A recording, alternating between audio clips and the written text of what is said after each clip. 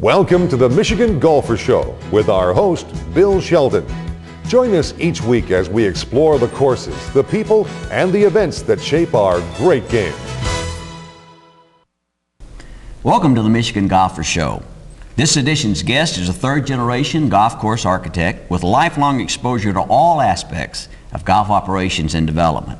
A member of the American Society of Golf Course Architects and formerly a certified golf course superintendent, W. Bruce Matthews III is a nationally recognized, award-winning golf course designer. Welcome, Bruce. It's good to be here. Thank you.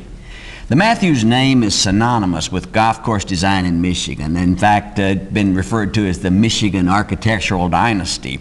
What kind of pressure does that put on you to carry the name Matthews in the golf business? Really, no pressure at all. I'm very proud to be part of that Michigan dynasty, as other people think of it. My granddad and my Uncle Jerry and myself, Michigan's our home state. Michigan's been very good to us. Overall, probably the Matthews name is on how many courses in the state of Michigan? The Matthews name has worked on probably 300 golf courses between new design and remodels. Wow. Each golf course architect has a design philosophy. You have used the term stewardship of the land as a primary component of your golf philosophy in terms of design. What do you really mean by stewardship of the land? You work with Mother Nature.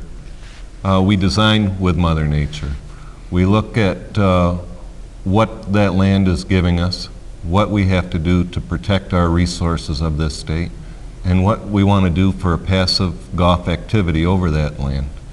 What do you think about and how do you approach a new golf course considering how many other competitive golf courses are out there? What are the kind of things that come to your mind when you begin that project? When I'm looking at the competition out there as far as golf courses, and there is a lot of competition out there, there's a lot of new golf courses, we're looking at not only the golf course but the theme and developing the theme of that golf course and that recreational facility. You're seeing more than just the 18 holes. You're looking at it from the signage, the parking, the clubhouse, all the way from the entrance through the 18th hole and back out. And it's creating the total experience for the golfer. Are we moving more into an era of upscale publics or the private courses? What kind of courses today seem to be in demand the most? When you're looking at, and golf is cyclical like everything else, and we hit the 1980s was big in the resort development, and now we're getting the trend towards more affordable type golf courses. We're looking at the $30 to $50 range, which is most of the golf courses being built out there. There's always that one private club, there's always the one resort course, but there's a lot more of the $30 to $50 golf courses. We're going to take just a brief break. We'll be back with W. Bruce Matthews III in just a moment. Legends beckon me to follow in their steps. Through heroic stands of towering pines, along shimmering banks of heather. Call 1-888-78-GREAT for information about Michigan golf. Legends beckon me to play forever, and I follow them to Michigan. We're back with Bruce Matthews III.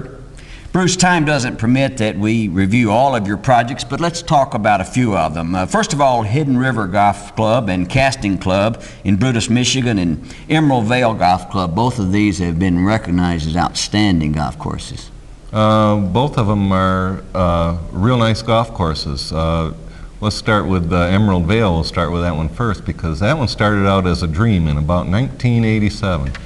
And it took the small town of Manton, which has 800 people, it took them 8 years of putting that dream together when they had enough money and the financing to put in a great golf course. It's a very spacious par 72, 7,000 yard golf course, and there's 100 foot of fall up and down in that property, and just a natural beauty sitting up there in Manton.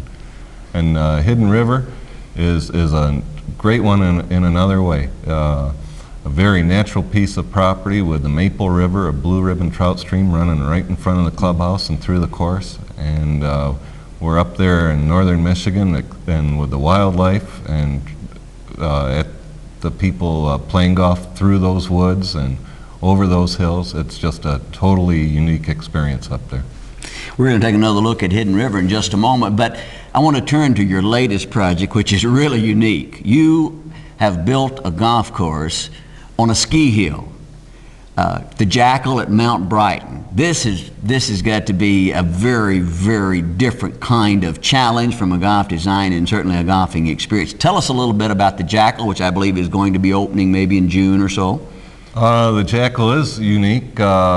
We had a lot of constraints as far as the parcel of the land, the wetlands that were on the site, and the severe slopes of the ski hill. So when we completed our project, we had a 6,600-yard par 71 golf course, and we have 4 holes with over 80 foot of fall, and we have 2 of them with over 100 foot of fall. The first hole, you drive up to the top of the ski hill, and you're overlooking all of Livingston County from the first tee, and then you're hitting the ball towards the green and dropping down 100 feet. It's just a neat experience, and it starts at the first hole, and it continues through the golf course. Well, I'm sure everyone's going to be wanting to get a chance to play that golf course. That's very unique. We talk about signature holes, and you and I were talking a little bit earlier, and you say sometimes it's really hard to think about a signature hole from a golf architect's design standpoint, but we do that as a regular segment when we have golf architects on our show. So you selected the 17th hole at Hidden River. I believe that's a par 5. Tell us a little bit about how that hole came about and really why you think that's an outstanding golf hole. The 17th hole at Hidden River is a par 5, reachable in 2 if you're playing downwind, but for the most part it's playing to the west, so you're playing into the wind on the shorter par 5. It's a great hole as you stand on the tee and you're looking down 40 foot into the landing area, and you're looking off in the distance at the horizon on the hills of northern Michigan. That golf hole appeared on every routing plan that we did, and that's how you can tell where you're getting into your signature holes, is when those holes reappear on every routing plan. So you start looking at it and saving that hole. I'm sure all of our viewers are going to want to play that hole and the other 17 at Hidden River, along with many of your other designs. We appreciate the time you've taken to join us today on the Michigan Golfer TV show. W. Bruce Matthews III, our guest, and certainly a name recognized throughout the Midwest for his outstanding golf course design. And thank you again for being with us. Thank you. It's been a pleasure. And thank you for watching the Michigan Golfer.